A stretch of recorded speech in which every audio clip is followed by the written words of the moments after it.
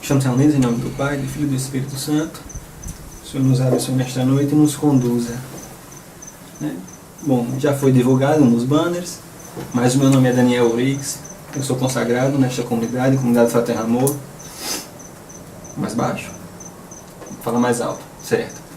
Eu sou consagrado nesta comunidade, Comunidade Fraterno Amor, e sou psicólogo. Sou psicólogo de formação, me formei em 2014, e desde então eu venho trabalhando na clínica, na clínica psicológica, e me apareceram alguns casos desde da clínica escola de suicídio.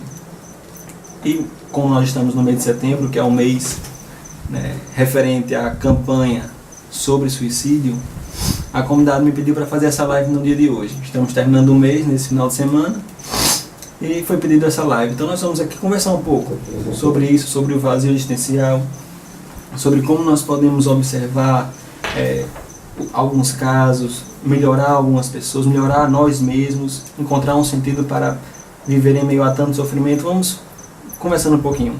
Se tiverem dúvidas, podem ir perguntando e à medida do possível nós vamos respondendo. Para começarmos, eu queria fazer uma diferenciação, porque o suicídio, ele quase que totalmente, ele é consequência de uma doença psíquica, de um transtorno, em geral a depressão.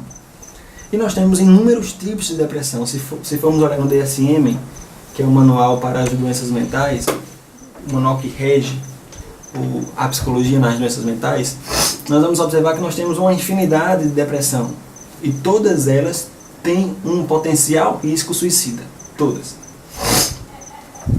Então, antes de começar, eu queria fazer uma diferenciação que não está no DSM, que é uma diferenciação antiga da psicologia.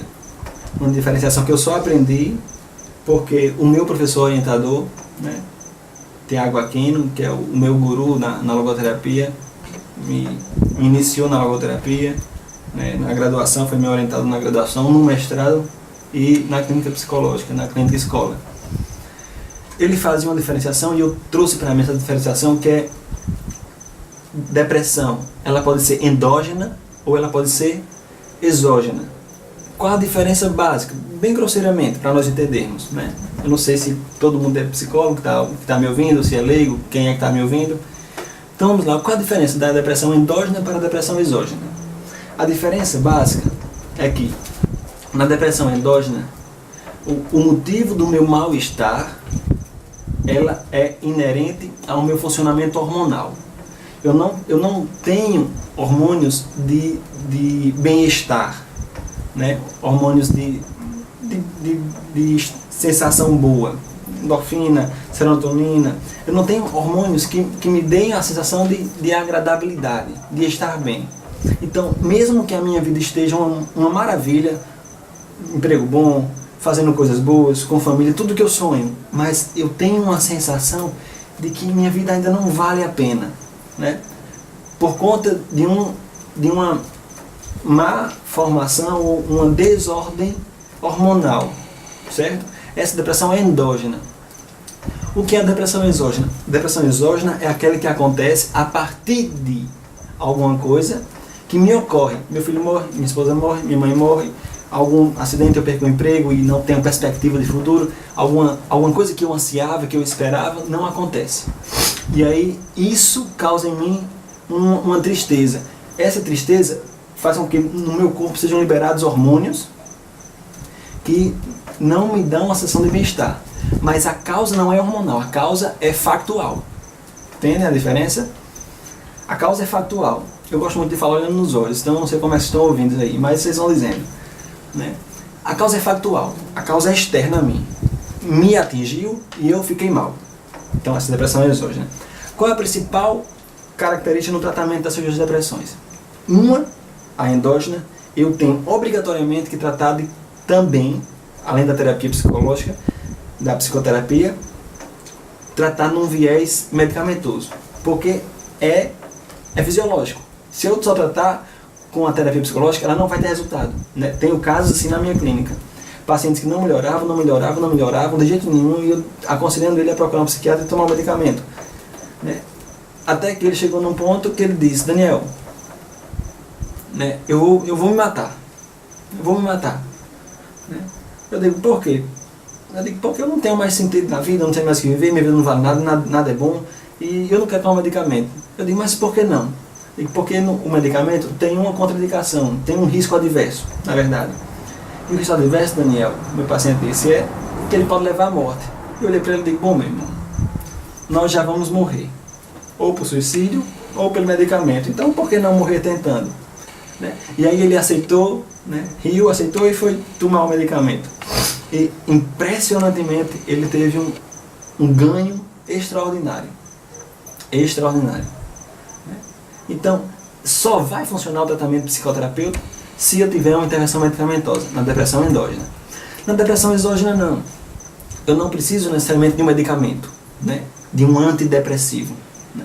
Pode ser que eu venha a utilizar, caso a pessoa não consiga, sim, mas a rigor não precisa. Né? Pode ser que, dependendo do caso, eu possa até pedir, né? Mas a rigor não precisa. Por quê? Porque eu preciso olhar para o fato. O factual que aconteceu, que me fez pensar assim, que me fez agir assim e que me faz estar mal. Certo? Primeira classificação que eu gosto de fazer na minha clínica, eu trabalho dessa forma. E eu vou tratar aqui mais do caso de depressões exógenas, né? Porque são coisas factuais. Certo? Então,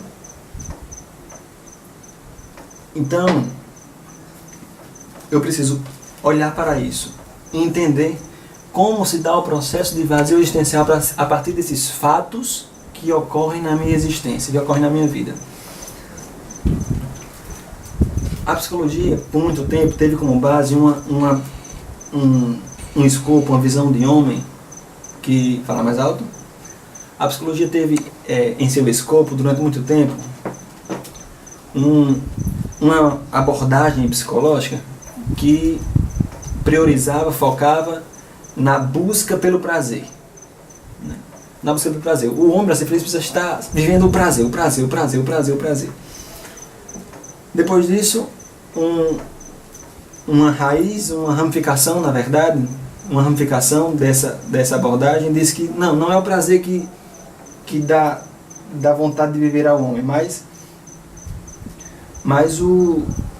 a vontade de poder. E aí veio um homenzinho, um franzino, né, pequenininho, judeu, chamado Viktor Emil Frankl, né, austríaco, e desde os 3 anos de idade ele passa a se perguntar qual o sentido da vida. Ora, se eu nasci para alguma coisa que vale a pena. Eu não nasci para o nada, não nasci por acaso, não nasci para viver, crescer, reproduzir e morrer. Não, eu não sou um animal puro e simples. Eu tenho um intelecto, eu tenho uma consciência. Né? Então eu nasci para algo. Né? Então ele começa a se questionar sobre o sentido da vida. A vida tem um sentido. Né? Pelo menos um sentido. A vida tem sentido. E ele começa a fundamentar a sua teoria sobre o sentido da vida e nasce a logoterapia. Antes de entrar no campo de concentração, como ele era judeu, ele foi preso, ele foi pego, né, na Segunda Guerra e passou por 3 campos de concentração, inclusive o pior de todos, que é o de Auschwitz. Antes disso, ele foi nomeado diretor de um hospital psiquiátrico, onde o caso de suicídio, não lembro exatamente o país, se era na Áustria mesmo, se era um país circunvizinho, mas ele foi nomeado diretor e o caso de suicídio lá, a incidência de suicídio lá era gigante. E o caso de reincidência daqueles que recebiam alta também era gigante. Né? Cerca de 90% dos que recebiam alta voltavam a tentar o suicídio. Alguns desses conseguiam cometer o suicídio. Né? Os que não conseguiam voltavam para o hospital. E Frankl, como diretor, elaborou uma extensa lista de perguntas para saber se deveria dar alta ou não ao paciente. Primeira pergunta, o rapaz chegava lá, a pessoa chegava lá e dizia: doutor, eu estou bem, quero ir para casa. E ele perguntava: mas o que é que diz que eu posso lhe dar alta? Primeira pergunta: por que eu posso lhe dar alta? Né? Por que você pode ir para casa? Por que você está bem feliz? Não, porque eu entendi que eu já estou bem, não penso mais nisso, né? Não fico planejando mais. Falei, ótimo, muito bom. E a segunda pergunta, da lista extensa de perguntas que eu disse, uma lista extensa de 2 perguntas. E a segunda pergunta era, mas por que você não tentaria de novo? Né? O que é que faria? Né? Como você me garante que você não vai tentar de novo? Ele disse, não, doutor, porque eu quero viver, eu quero aproveitar dessa vida, eu quero, né, saborear as coisas da vida, viver bem, ser feliz e etc. E a esses pacientes, Frank não dava alta, mandava de volta. Você não está apto, não tem condições ainda de receber alta. Outros respondiam, doutor, porque eu caiu na minha consciência uma verdade de que a minha família está sofrendo com a minha ausência. E eu preciso estar lá para trabalhar, para sustentar a minha família, minha casa, cuidar da minha esposa, dos meus filhos. E eles precisam de mim. Eu não posso mais pensar só em mim e cometer o suicídio. Aí esse Franco dava alta. Ele baixou o índice de reincidência para 5%, de 90 para 5%. Qual a diferença? A diferença é que as pessoas que encontravam um para que viver, conseguiam viver apesar do sofrimento. E é isso que nós queremos colocar aqui hoje. O caminho principal, a via principal desta conversa é nós percebermos que a vida tem algo a nos perguntar. E nós temos uma responsabilidade de responder a esta vida de forma autêntica, objetiva, segura, firme, responsável. Nós temos uma infinidade de perguntas durante o dia. Quando eu acordo, 5 para 6 da manhã, a vida me faz a primeira pergunta. Vai continuar deitado ou vai levantar? A primeira pergunta que a vida me faz. E eu decido. Eu posso decidir ficar deitado para o resto da manhã e perder toda a manhã, ou posso decidir me levantar. Segunda pergunta que a vida me faz. Vai escovar os dentes ou não? Não estou brincando, não é essa a segunda pergunta. Segunda pergunta que a vida me faz é: você vai lá no quarto do seu filho que está chorando, chamando por você, ou você vai ignorar? E assim a vida vai me fazendo perguntas. A vida vai me questionando sobre eu fazer algo ou não fazer nada. Por exemplo, o fato de eu estar aqui neste momento falando com vocês, falando para vocês, apaga, exclui as minhas outras possibilidades de realização, de fazer coisas nesta mesma hora. E eu preciso entender que isso era o que eu precisava fazer nesta noite, era o meu dever ser. Era o meu dever ser, como diz Heidegger. Era o meu dever ser estar aqui nesta noite para conversar com vocês sobre este problema, sobre esta epidemia da falta de sentido. É uma epidemia que vem dos tempos modernos para cá. A falta de sentido. O homem vive com uma falta de sentido. Então, para estar aqui, eu não saio com os meus cunhados, eu não estou dormindo, eu não estou estudando outra coisa para atender meus pacientes, eu não estou ensaiando para um casamento que eu vou tocar amanhã, eu não estou cuidando da minha filha, eu não estou com minha esposa, não estou um monte de coisa. Por quê? Porque a minha consciência disse que eu precisava fazer outra coisa. Entre os valores do momento, da situação, entre esta situação desta noite, esta me convocou por primeiro. Não por primeiro em termos cronológicos, mas ela me convocou por primeiro em termos valorativos. Tem mais valor esta fala, esta conversa com vocês, para que vocês comecem a pensar de forma mais logoterapêutica, me permitam dizer assim, ou mais frankliana, e ajudá-los de alguma forma em detrimento de outras coisas. Pronto. Se fosse em outro momento, e minha filha passasse um grande mal, minha esposa passasse um grande mal, meu pai passasse um grande mal, precisasse de mim para levar para um hospital, senão eles morreriam, vocês ficariam sem mim. Se virem, eu vou cuidar da minha esposa, da minha filha ou do meu pai que está morrendo. Entende? Então, o sentido ele é inerente à situação. Ele é situacional. Compreendem? E nós precisamos começar a abrir o nosso olhar sobre esse sentido que nós precisamos vivenciar em cada momento da nossa vida, da nossa existência, em cada momento que nós vivemos. Certa vez, no campo de concentração, Franco ia passando e ouviu uma conversa de dois outros prisioneiros. E na conversa eles diziam assim, né? Rapaz, eu vou passar o fio. E Franco ouviu passar o fio. E o que era passar o fio? Passar o fio era tocar na cerca do campo de concentração, que era eletrificada, e suicidar. O termo, né, usando de um eufemismo, né, para isso era passar o fio. Então, quando alguém começava a comentar sobre isso, já sabiam, esse não vai suportar mais o sofrimento. E aí Franco chega e diz, eu ouvi alguma conversa de vocês sobre passar o fio. Por que vão passar o fio? Por que vocês pensam nisso? E eles responderam, porque eu não tenho mais o que esperar da vida. E de fato, a chance de sair vivo dali era ínfima. Né? Então eles não tinham nada de bom, de prazeroso, né? De gostoso, né? Para esperar da vida. O que é que eles iam esperar? No campo de concentração, onde eles comiam uma sopa rala por dia, com um pedacinho de pão ou uma rodela de calabresa. E passavam um dia trabalhando loucamente. Só botar no Google e você vai ver o físico biotipo dos prisioneiros do campo de concentração da Segunda Guerra.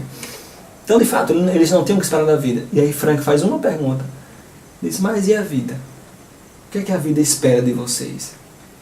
E aí eles pararam e um disse, o Senhor me fez pensar na minha família. Entender que a minha família precisa de mim. E eu preciso fazer o máximo para sair daqui vivo, para voltar para eles e cuidar deles. Parecido com a pergunta do hospício que Franco ficou diretor por um tempo. E outro disse, eu tenho uma obra, uma enciclopédia de geografia para terminar, e se eu não terminar, né, todo o meu esforço vai ser perdido. Né, e ninguém vai poder dar continuidade, porque ninguém sabe onde é que está, ninguém sabe como eu fiz a pesquisa, e isso vai se perder. Pois bem, esses dois homens desistiram do suicídio naquele momento. Daniel, sobreviveram? Não faço a mínima ideia. Franco não deixa claro nos livros, talvez nem ele tenha sabido disso. Mas o que nós precisamos chamar a atenção aqui é, quando nós esperamos que a vida nos dê alguma coisa, nada vai adiantar. Né? Nós não vamos conseguir ser plenos. Ser plenos, não felizes, ser plenos. Não necessariamente ser pleno é ser feliz. Né? A felicidade é momentânea, consequência de algumas coisas, falarei já já. Mas não conseguiremos ser plenos. Né? Então, nós precisamos entender isso. Nós precisamos buscar aquilo que tem significado, que tem valor para realizar no mundo, para alguém ou para algo, como esses dois no campo de concentração. Se nós ficarmos olhando para nós mesmos, nós não conseguiremos. Né? Nós não conseguiremos avançar. Nós precisamos de algo que nos alimente a nossa alma, alimente o nosso espírito, para que nós possamos continuar vivendo e vivendo bem. Né? Então, vamos começar a pensar, né, nessa perspectiva, para além de mim mesmo, né, para fora, o que é que a vida espera de mim, ou o que é que meu irmão espera de mim, o que é que os meus pais esperam de mim, o que é que minha esposa espera de mim, o que é que minha filha espera de mim, o que eu posso dar para eles, o que eu posso servir a eles, o que eu posso ajudá-los a viver bem, como eu posso fazer isso, o que é que eu tenho para realizar neste mundo. Eu tenho alguma coisa para realizar. Você não nasceu por acaso, ninguém nasceu por acaso, ninguém nasce ao acaso. Por mais que você tenha nascido de uma relação não amorosa, de uma relação onde seus pais não queriam você, onde seus pais, como no meu caso, queriam uma menina e veio um homem, né? Tinham dois homens já, foram tentar uma menina, lascou, veio outro homem, perderam, não ganharam a menina que queriam, mas eu venho, não ligo para isso, não me preocupo com isso, né? Então, mesmo numa vida onde você não foi planejado, onde você não foi amado, onde você não foi querido, onde você não foi desejado, onde você não foi, né? A sua vida ainda vale a pena. Tem uma máxima que diz assim, né? Franco traz nos seus livros, se a vida não tem sentido, ela não tem valor. E se a vida não tem valor, ela não tem sentido. Indo e voltando, está errado. Porque mesmo que a vida hoje não tenha significado, não tenha sentido, e quem passa por um sofrimento depressivo, que pensa em suicídio, a vida não tem sentido. Por isso pensa em suicídio. Todos os meus pacientes que pensavam em suicídio, nenhum queria suicídio, mas pensavam porque não enxergavam um sentido na vida, não enxergavam um para que viver, não enxergavam para que eu vou viver. Minha vida não vale a pena, nada que eu faça é bom, nada que eu consigo fazer, não consigo me realizar num relacionamento afetivo, num trabalho, nada. Então, para que eu vou viver? E é isso que nós precisamos compreender, né? Eu tenho algo, mesmo que eu não enxergue agora, eu tenho algo para realizar neste mundo que ninguém pode realizar. Só eu. Só você pode realizar o que você nasceu para realizar. Eu não posso realizar para você. Por mais que eu ajude 1000 pessoas, só você pode ajudar outras pessoas, ou só você pode ajudar do seu jeito, que pode ser mais completo do que o meu, pode ser mais inteiro do que o meu, pode ser a ajuda que a pessoa estava precisando e não a minha. Tem um relato de um cara que ele pensava em suicídio e na terapia ele ficou lutando para fazer ou não fazer, tentando achar alguma coisa que valesse a pena na vida dele. Até que um dia ele está passando pela rua e vem um carro e uma criança atravessando, e a criança vai ser atropelada por esse carro porque ela não percebeu o carro, não tem noção do perigo, não tem consciência da realidade, né? Era uma criança. Escapou do braço dos pais e correu. E esse cara veio, correu, pegou a criança e levou para a calçada. E salvou a criança. E depois ele foi refletir, né? Se eu tivesse me matado, esta criança estaria morta também.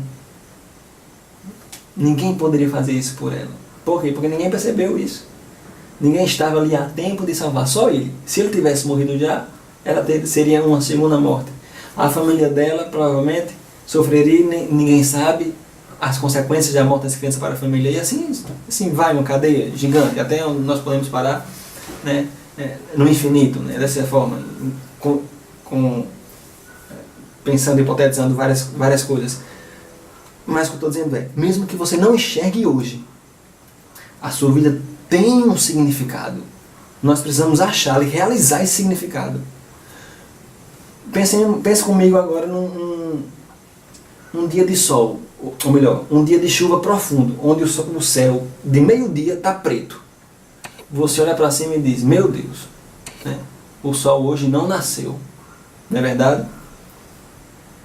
Não, ninguém diz isso. Porque todo mundo sabe que o sol nasceu. Todo mundo sabe que num dia de meio-dia, com o céu preto, o sol nasceu. Só que ele não é visível. Por que ele não é visível? Porque existe um paiol de nuvens escuras que me impedem de acessá-lo. Mas isso não quer dizer que ele não nasceu. Não quer dizer. Quer dizer que eu não consigo observar, não consigo contemplar, não consigo enxergar. Mas não quer dizer que ele não nasceu, ele está lá no mesmo canto. Assim acontece com as pessoas que sofrem, né, desse mal-estar e pensam em matar-se. É assim que acontece. Elas estão sob um sofrimento tão grande, tão pesado, que é como se as nuvens dos problemas tapassem o seu olhar para enxergar que por detrás do problema existe um sol que me convida à contemplação, que me convida a olhar e encontrar o sentido da minha existência. Mas ele existe. Né? Faça uma experiência comigo. Né? Vou fazer e eu peço que vocês façam aí em casa. Esse exercício eu aprendi com uma logoterapeuta de Curitiba chamada Sheila. Né? Mulher extraordinária. Logoterapeuta extraordinária. Com os olhos abertos, tape seus olhos com a palma da mão direita. Dessa forma. E me diga, ou pense, né, já que eu não vou ouvir a sua resposta, o que é que você vê? Eu vou dizer o que eu vejo. O que eu vejo é uma escuridão.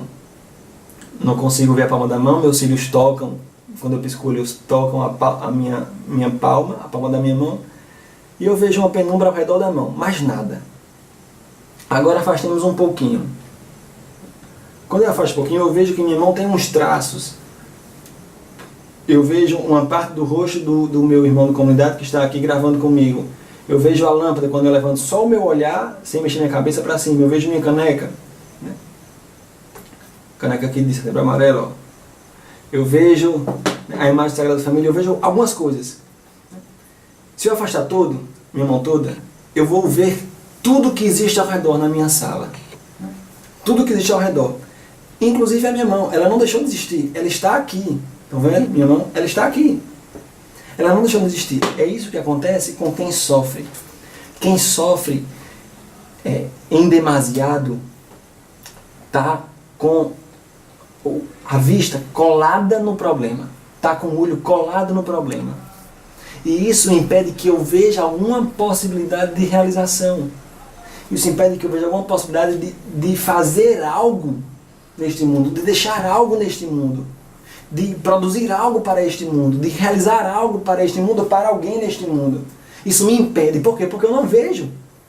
Ora, não tente não, mas vamos supor que você vai tentar, né? Tentar dirigir de olhos fechados.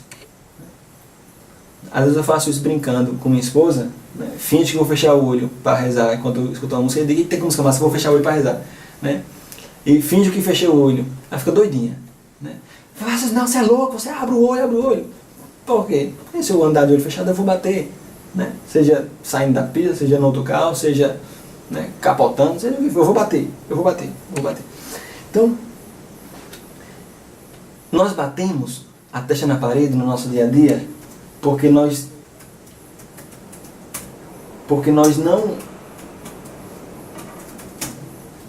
não conseguimos enxergar as possibilidades de realização a partir de um olhar colado no sofrimento. Então, comecemos a descolar o nosso olhar e colocar isso a uma distância ótima. Nem tão longe que eu não possa ver, sabe aquela música de Engenheiros do Havaí? Nem tão longe que eu não possa ver, nem tão perto que eu possa destocar, mas eu vou dizer aqui, tampar a minha visão. Nem tão longe que eu não possa ver, nem tão perto que eu possa tampar a minha visão. Mas numa distância ótima, né? Como gosta de dizer um logoterapeuta italiano, Aurelino Patiola, numa distância ótima. Uma distância que eu vejo, o problema existe. Mas que eu faça. Por exemplo, estou endividado pra caramba. Eu tenho uma filha para criar, tenho uma esposa, ela está grávida, essa é a minha verdade, né? Até aqui. E estou endividado pra caramba, graças a Deus não estou endividado pra caramba, né? Mas estou endividado pra caramba, tenho uma filha para criar, uma esposa grávida, prestes a ter outro menino, vai nessa gravidez, mas prestes a ter outro menino, e eu não tenho, eu digo, meu Deus, o que eu vou fazer? Vai nascer outro filho, eu não tenho onde pagar as contas, minha luz vai ser cortada, meu gás não tem como, o gás está acabando, eu não tenho onde para comprar o gás, e isso é um problema. Isso é um problema que pode me levar a um vazio existencial e a dizer, meu Deus, eu não consigo entrar numa depressão porque eu não consigo realizar algo pela minha família, cuidar da minha família. E eu começo a correr um risco. Eu não canto, eu não danço, eu não prego, eu não escrevo, eu não sou inteligente, eu não faço nada. Eu sou fraco, eu sou magrinho, feito ninguém me ouve, eu não consigo ajudar ninguém, eu não tenho intelecto, eu não sou ninguém. É um vazio, sentimento de vazio. Vazio existencial, tem um buraco na minha existência. A minha existência está com um buraco, minha alma está com um buraco. E eu não sei como preencher. Em geral, como é que se preenche? Antes de dizer isso, eu vou dizer outra coisa. Antes de responder essa pergunta.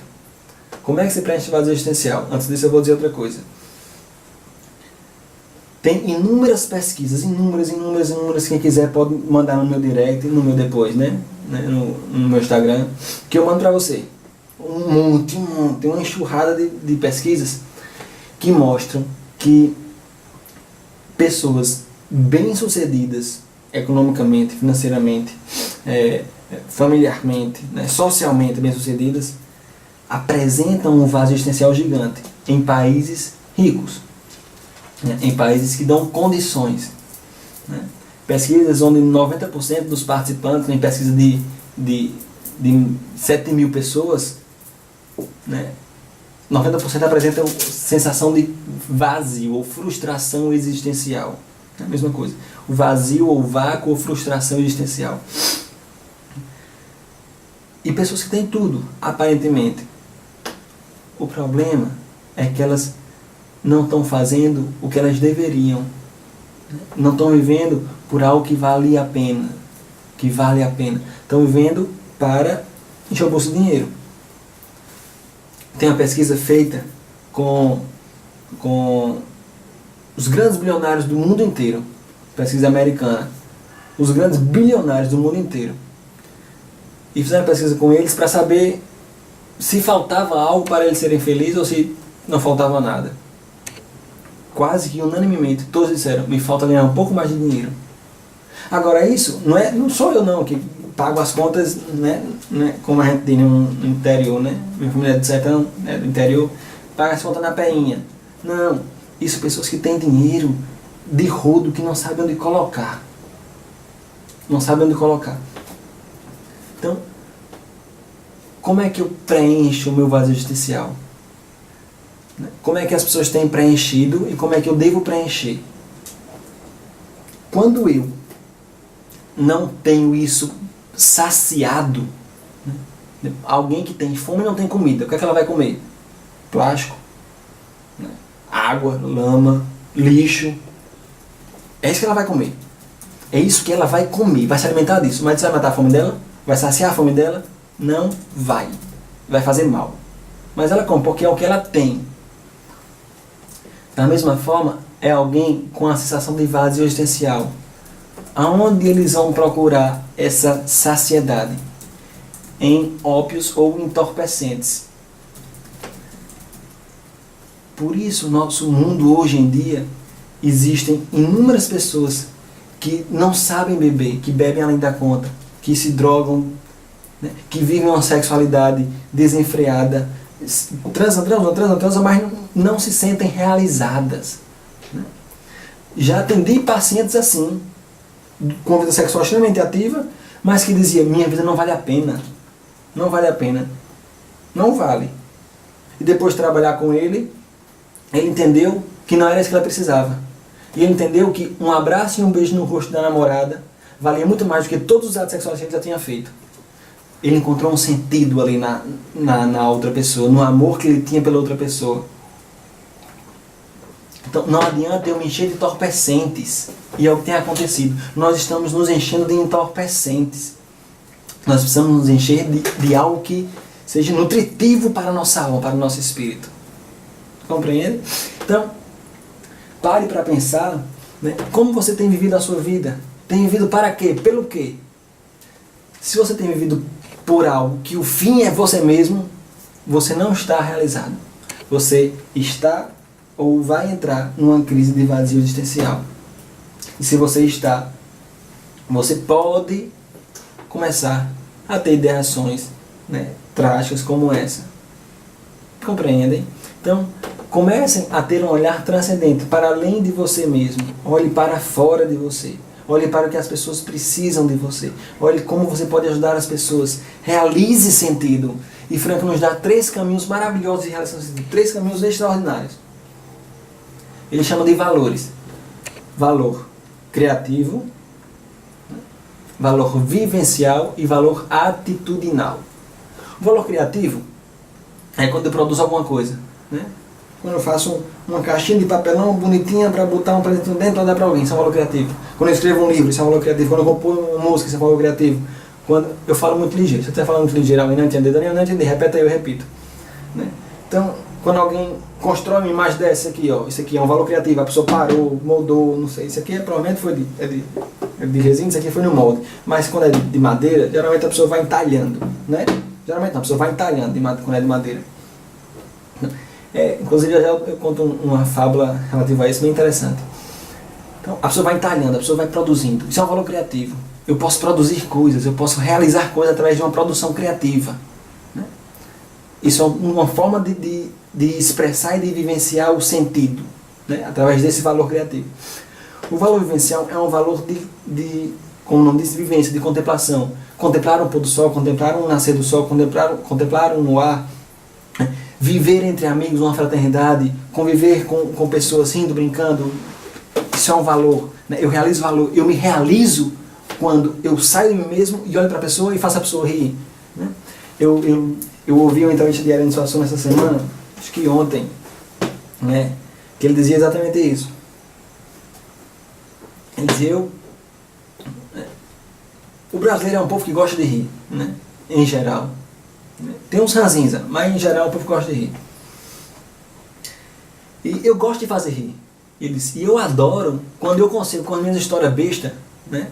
De forma bem debochada comigo mesmo, com as minhas histórias bestas, fazer alguém sorrir, né? Então, isso é um valor vivencial. É criativo, ele está aqui contando piada, contando história. Também é vivencial, porque ele está no encontro com o outro, ele vai em direção ao outro. Ele quer um bem para o outro, ele quer servir ao outro, ele quer dar ao outro, ele quer dar-se ao outro. Isso é um valor vivencial. E o terceiro é o valor de atitude, ou atitudinal, que é o valor vivido no sofrimento. No sofrimento que eu não posso extinguir da minha vida, eu não posso, né, abandonar, eu não posso abrir mão. Se eu pegar essa caneca e começar a bater na minha cabeça, né, é um sofrimento tolo, né? Eu posso abrir mão dele. Como? Botando a caneca aqui embaixo e soltando. Pronto, não tem mais caneca nenhuma batendo na minha cabeça. É um sofrimento que eu posso afastar de mim, eu não preciso viver esse sofrimento, né? Agora tem sofrimentos que eu não posso, né? Um sofrimento é acordar toda madrugada, às vezes, várias vezes, para botar minha filha para dormir de novo, porque ela não tem um sono, né, inteiro, mesmo com mais de um ano. É um sofrimento, né? É um sofrimento por quê? Porque eu canso, porque eu me desgasto, porque eu não durmo, porque eu tenho que trabalhar o dia todinho, eu trabalho com sono, eu preciso de atenção, e eu passo o dia tomando café, para ficar alerta, para não ter sono. Me deixa ativo. Não que o café em si me deixe ativo, mas o fato de estar vez por outra tomando cafezinho me deixa ativo, né? Café em si não deixa ativo em nada, né? Café não um bom ativo para mim não, para me deixar desperto. Eu posso tomar café todo dia, eu durmo tranquilamente de noite. Mas o fato de estar tomando alguma coisa me deixa ativo. Então, é um sofrimento.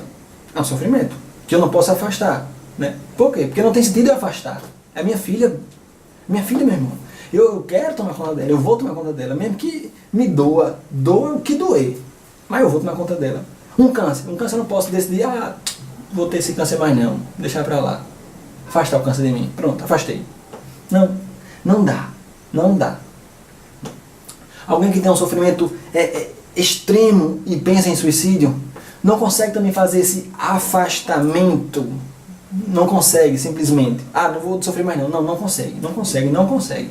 Não force a pessoa que tem sofrimento a dizer que ela não sofra mais. Não diga isso. É a pior coisa que você faz para alguém que pensa em suicídio. É a pior coisa que você faz para alguém que pensa em suicídio. É dizer, meu irmão, deixa besteira, sofra não. Se tanta coisa boa. E ao sol, ó a vida, ó o passarinho. Né? Vai pra merda, bicho. Vai pra merda, não tá me entendendo não? Entendi essa semana um paciente que dizia, Daniel, eu tenho a impressão que ninguém me entende. Que ninguém compreende o meu sofrimento psíquico. Ninguém. Eu falo e as pessoas dizem, mas fulano, pelo amor de Deus, deixa de coisa. Pensa em outra coisa. E ela disse, isso me deixa mais mal. Compreende? Então, esse sofrimento que eu não posso afastar simplesmente, pronto, afastei, não está mais em mim. Não. Esse sofrimento é o sofrimento que eu sou convidado a viver.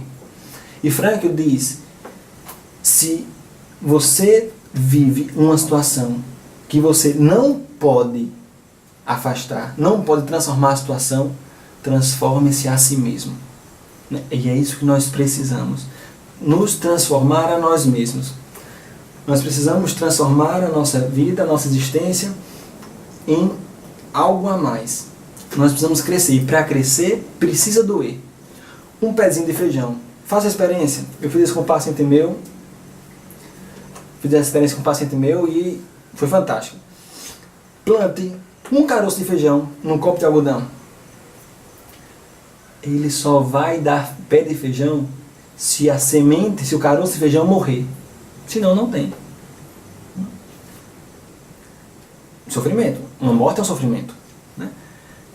Quando a gente está crescendo, que a gente começa a crescer, ou quando a gente está pirra e começa a crescer, né, os nossos joelhos às vezes dói. Por quê? Porque a articulação está aumentando, está crescendo, os ossos estão crescendo. Né?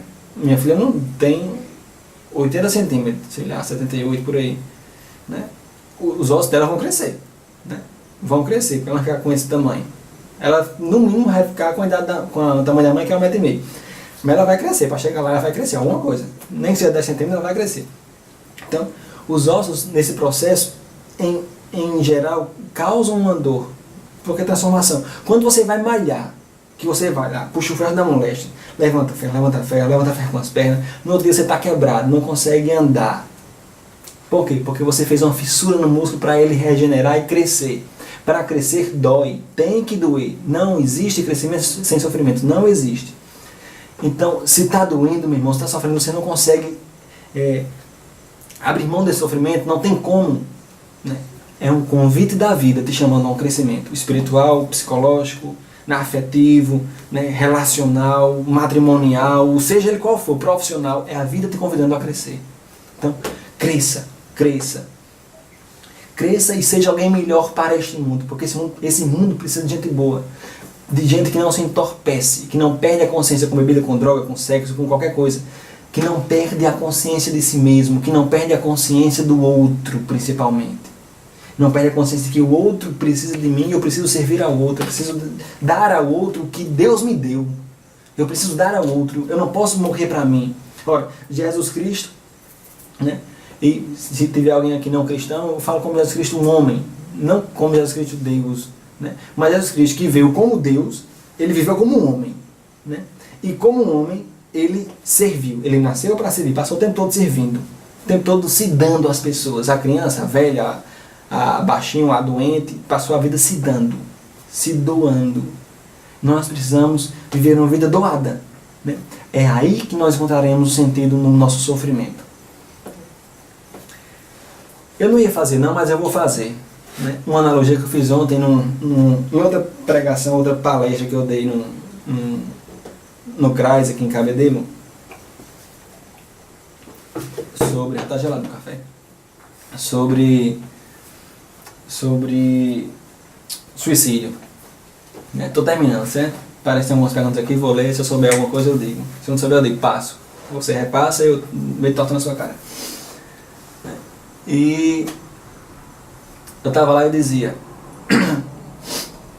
quando vocês estão com fome, né, vocês comem, né, aquele material, né, que sai do nosso estômago, passa pelo intestino e é evacuado, ou vocês comem outra coisa? Diz, não, como outra coisa. Digo, porque se nós alimentarmos aquilo que não presta, que existe em nós, que não é bom, os nossos resíduos, isso não vai nos nutrir. Nós não podemos nos nutrir com as nossas desesperanças. E é isso que nós fazemos. Nos desesperamos, sofremos e nos alimentamos com isso. Ficamos nos alimentando com isso, nos alimentando, botando isso para dentro de novo. Retroalimentando aquilo que não é, aquilo que não presta, aquilo que não nos vai dar vida, não nos vai dar ânimo, vai tirar o nosso ânimo. Não, nós precisamos colocar isso para além de nós mesmos, né, para fora, numa distância ótima, e olhar para o mundo que precisa da minha existência. Precisa da minha existência. Entendem, meus irmãos? Né? Eu gosto de falar no olho porque se eu vejo que alguém não está entendendo, eu repito. Mas como aqui não tem como, nós vamos assim mesmo.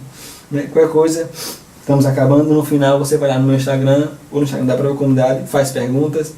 Daniel, não entende essa parte, e você vai conversando comigo. E no final tem um recadinho, não saia daí antes do finalzinho, porque eu tenho um recadinho para todo mundo.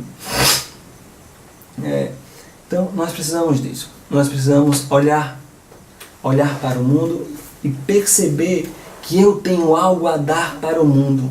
Mesmo que eu não enxergue agora, eu tenho algo para dar. Todo mundo tem algo para dar. Ninguém é bom o suficiente. Ninguém é bom o suficientemente sozinho. Ninguém é uma mônada. Uma mônada é um corpo fechado que se autossustenta. Né? Ninguém é. Ninguém é isso, ninguém é isso. Como aqueles, se eu não me engano, chama terrário. É terrário que chama aquela... É uma planta que eu um tipo um ecossistemazinho que eu crio numa garrafa, tampo e não precisa aguar, né? Salvo engano é terrário. Se não for, vocês procurem, depois vocês sabem o que é. O pessoal pega uma garrafa de vidro, geralmente, bota terra, bota umas pedras, bota uma plantinha, bota não sei o que lá, bota não sei o que lá, fecha e ali ele cria um ecossistema, ele não precisa aguar. Nós não somos isso. Nós precisamos da relação. É na relação que nós nos realizamos. Então, nós nascemos para algo além de nós mesmos. Para além de nós mesmos. Certo? Antes das perguntas, acho que deve. Falta 5 minutos só, né? Então vamos para as perguntas que ver se dá tempo de responder alguma. Né? Todo mundo passa por momentos de vazio na vida? Não, nem todo mundo. Né? Eu não posso dizer que todo mundo passa. O que é que eu preciso, né, para afirmar categoricamente que a afirmação todos os cisnes são brancos está errado? O que é que eu preciso para dizer que essa afirmação todos os cisnes são brancos está errado? Eu preciso de um cisne negro. E eu vou dizer, não, nem todos são brancos. Tem um no mundo negro. Então, todo mundo passa por momentos vazios na vida? Não, provavelmente não. Possivelmente não. Boa parte, uma maioria das pessoas passa em algum momento. Né? Eu já passei. Inclusive pensei em suicídio também uma vez na minha vida, mas graças a Deus passou logo. Encontrei um paraquedas veio instantaneamente, graças a Deus. Né? Foi ligeiro. Né? Fiz a experiência na carne viva. Mas quase todo mundo passa, mas todo mundo não. É algo normal em algum momento da vida? Né? A mesma pergunta, né? Sabris Lima. E Rebeca Barbosa pergunta, e quem não tem criatividade? Quem não tem criatividade treina. Treina e descobre que todo mundo é passivo de criatividade. Isso é um talento treinado, não é inato. Você não nasceu criativo. Agora fulano nasceu criativo. Agora é a pessoa mais criativa do mundo. Não, isso é treinado. Isso é treinado desde cedo, desde que o bebezinho está lá, no comecinho, engatinhando, você começa a treinar, ensinando o que presta e pronto. O que acontece? Acontece que nas nossas escolas a criança é treinada a repetir, não a produzir. Né? Faça uma casa, a pessoa vai lá e faz uma casa. Como é a casa? A casa é 2 tracinhos, um assim, 2 assim, um telhado e um caminhãozinho. Pronto, todo mundo já fez essa casa na vida, na escola. Todo mundo. Porque você é convidado a reproduzir, a copiar, a imitar, não a criar. Mas, se você quiser, com 48 anos, como você tem, minha irmã, ou com 98, como minha avó não chegou, né, ela morreu antes, você pode se tornar criativo. É treino. É treino. Nem todo mundo vai ter a habilidade de desenhar. Não, nem todo mundo. Mas você pode criar alguma coisa. Aprender. Fazer um curso de scrapbook. Pode aprender, cortar, comprar uma máquina que já corta certinho, você não precisa cortar na tesoura. Se eu for cortar na tesoura, eu sou uma depressão. Eu não sei fazer nada. Mas nós podemos comprar uma silhuete e cortar, e colar, e montar, e todo mundo sabe montar. Todo mundo sabe montar e colar. Então é só fazer isso. E a gente vai aprender. Treino é treino. Nós precisamos treinar. Né? Como não tem mais nenhuma pergunta, eu vou terminar nesses 2 minutos, rapidinho, falando dessa fábula. Né? Certa vez um prefeito de uma cidade contratou um escultor para esculpir uma pedra que ele botou no centro da praça. Todo dia ele ia lá esculpir e uma criança ficava olhando. Até que um dia a pedra ficou pronta. E tinha um cavalo, belíssimo, naquela pedra. E o pirralho que olhava todos os dias, o escultor trabalhando, foi lá e disse, moço, como é que o senhor sabia que tinha um cavalo ali dentro? Ele disse, eu criei. Essa pedra bruta é a nossa existência. Em que nós estamos transformando a nossa existência? Num cavalo belo ou num molde de mato? Pense nisso, meu irmão. Pense nisso. O que eu queria dizer, que eu disse, ninguém sai antes do finalzinho. Se alguém que estiver assistindo passar por crises fortes, podem falar comigo, manda mensagem no direct, pensar em suicídio, já pensou em suicídio, ou conhecer alguém, pode mandar para mim no direct, nós vamos respondendo, vamos conversando, né? Em outras oportunidades, criamos outras oportunidades para conversar com vocês, para que vocês não fiquem desamparados. Espero que tenham servido. Para mim passou muito rápido, né? Eu falo rápido, achei que não ia dar né? Ia perder tempo e assim, não ia saber o que falar. É muito tempo, 1 hora, mas não, é mesmo que 20 minutos. Quando eu vi, já deu 1 hora. Então, espero que tenha sido proveitoso para vocês, como foi para mim. Né? Repito, qualquer coisa, nos procure a comunidade, procure a mim e nós conversaremos mais. Que Deus os abençoe, em nome do Pai, do Filho e do Espírito Santo. Amém. Fiquem com Deus. Um abraço forte. Depois, se quiserem, tá lá no YouTube. Vai ficar lá no YouTube essa gravação. Um beijo no coração de todos e olhar transcendente, para além de nós mesmos. Vamos criar um monumento da nossa vida belo, para que todos possam contemplar. Viva para alguém ou para algo além de você mesmo. Fiquem com Deus.